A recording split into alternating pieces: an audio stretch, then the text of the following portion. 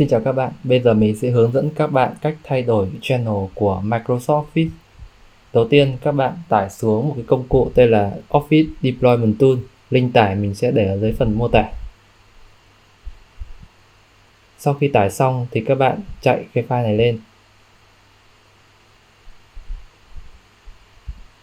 Sau đó chúng ta sẽ chọn một cái nơi để chúng ta giải nén những cái file này. Mình sẽ để tạm ở desktop. Giải nén xong, các bạn sẽ mở thư mục ra. Các bạn sẽ thấy một cái file setup và 3 file config. Bây giờ các bạn hãy copy cái file config của mình vào cái thư mục vừa rồi.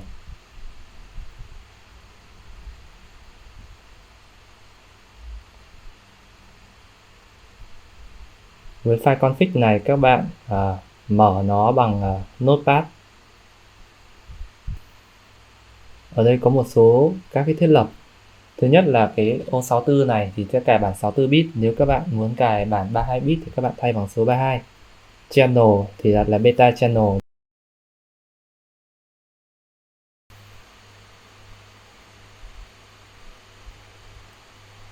Hoặc các bạn có thể đổi channel khác tương ứng như trên hình.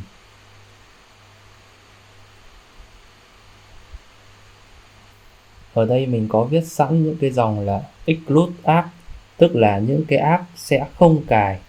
Bạn có thể xóa bớt những cái dòng này tương ứng nếu như bạn muốn cài cái app đó. Các bạn lưu ý đây là danh sách những app sẽ không cài vào máy nhé. Sau khi thiết lập xong thì các bạn lưu file này lại.